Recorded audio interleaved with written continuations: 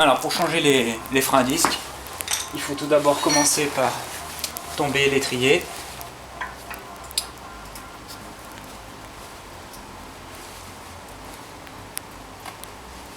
Hop.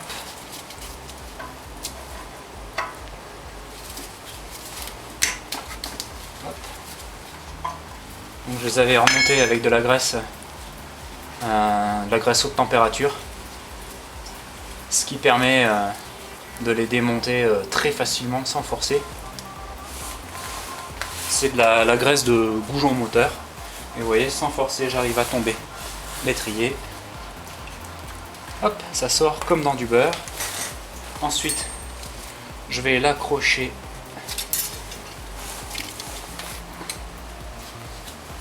tac. Voilà, pour éviter qu'il m'embête. Et comme ça, j'ai directement accès aux plaquettes qui s'en vont très facilement.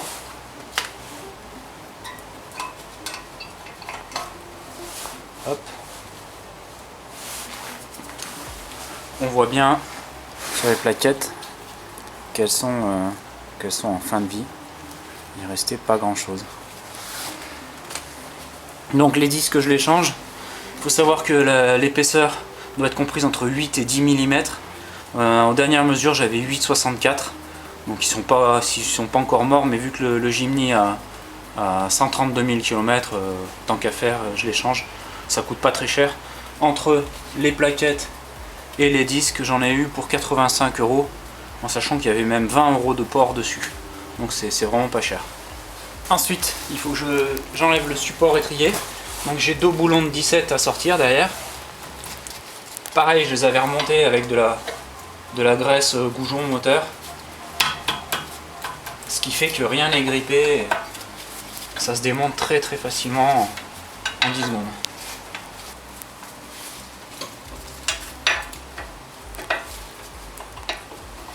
Voilà, ça tombe à la main. J'avais juste mis un peu de dégrippant dessus avant de les démonter, mais de toute façon il n'y a rien qui est grippé.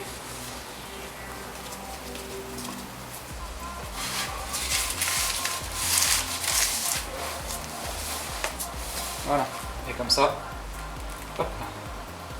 Donc je pose tout bien dans le bon ordre comme ça. Il suffira de remonter à l'identique. Donc maintenant je peux tomber le disque. Pour cela il y a 2 trous. Il suffit de visser des boulons. C'est comme pour les tambours arrière. Un boulon de chaque côté. Et ça permet de décoller le disque. Voilà, ma clé de 13. Elle est là. Hop. Hop. Et ça se décolle sans difficulté.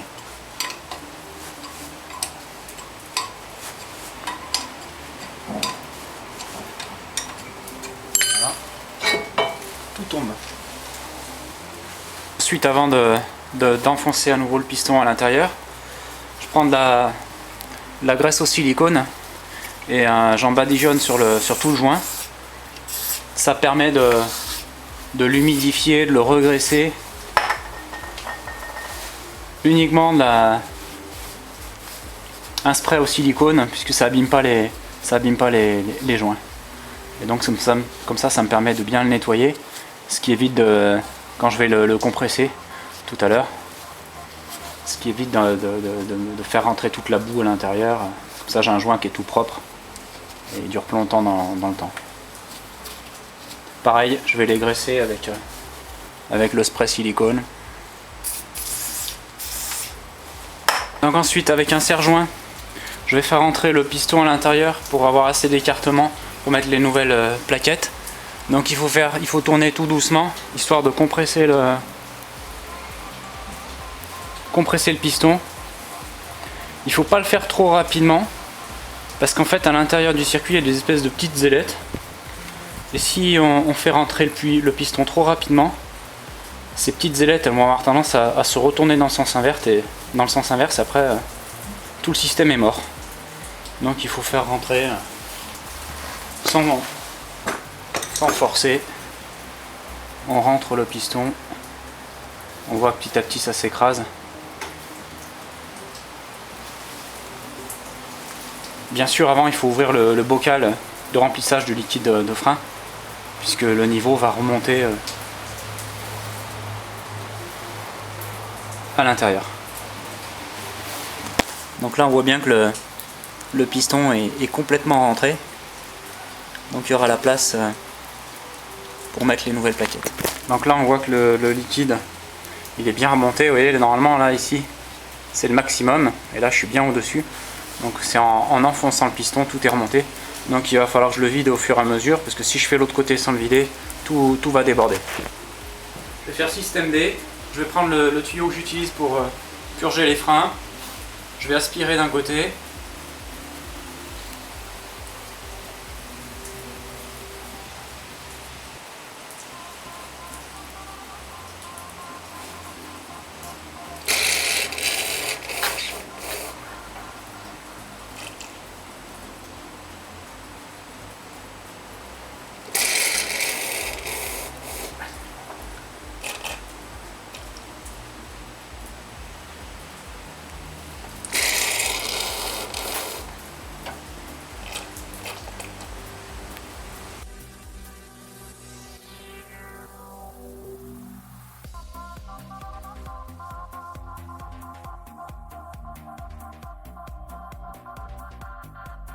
Sur mes pièces, eh bien, je viens remettre de la graisse haute température pour goujon.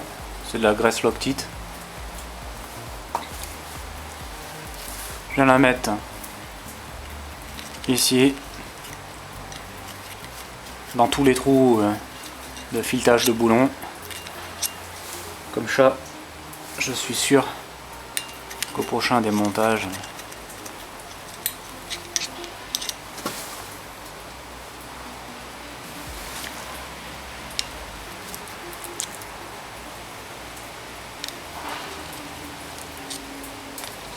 ça se démonte facilement.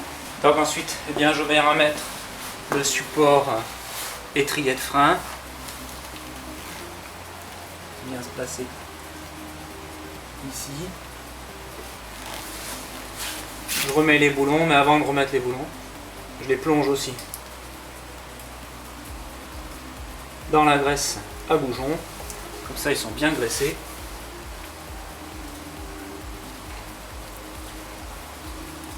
Et voilà, et ça rentre comme dans du beurre.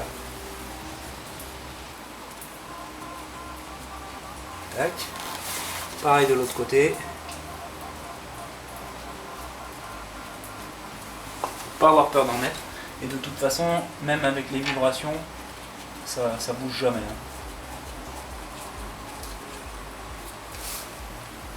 Donc là on voit bien la différence d'épaisseur entre les vieilles plaquettes et les neuves.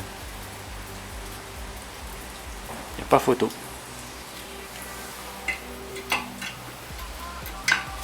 Ça se clipse tout simplement.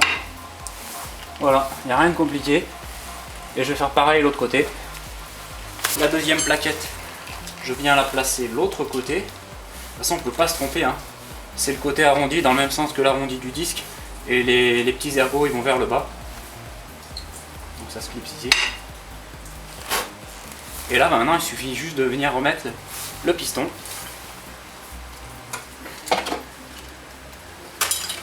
En espérant que ça s'emboîte bien.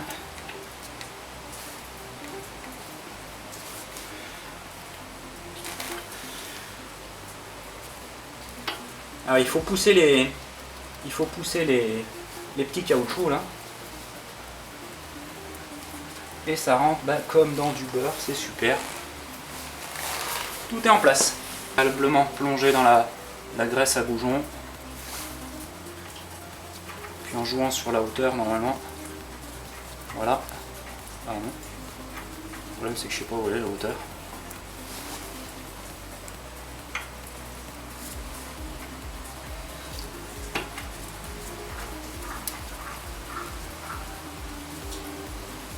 Voilà, celui-là il est rentré. Pareil, je plonge le deuxième goujon dans la graisse, le deuxième boulon.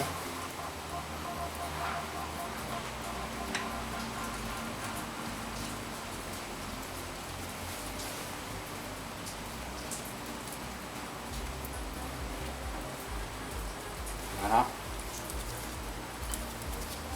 C'est vraiment super simple à réaliser, ça vaut pas le coup d'emmener les Jimny chez le garagiste pour le faire. Ça change en 5 minutes, c'est très simple à faire soi-même et ça permet d'économiser de la main d'œuvre. Enfin, quand on a terminé, ce qu'on peut faire, c'est de mettre du dégraissant, du nettoyant frein. C'est du nettoyant à sec, ce qui permet de dégraisser en sachant que de toute façon moi j'avais utilisé des gants propres pour les monter, donc normalement ils sont pas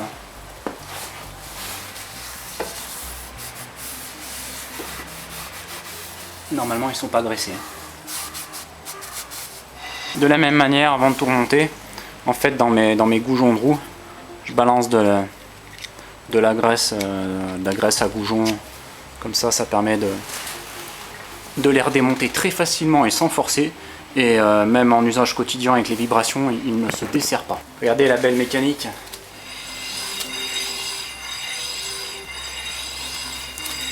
C'est pas beau ça? Allez, à plus.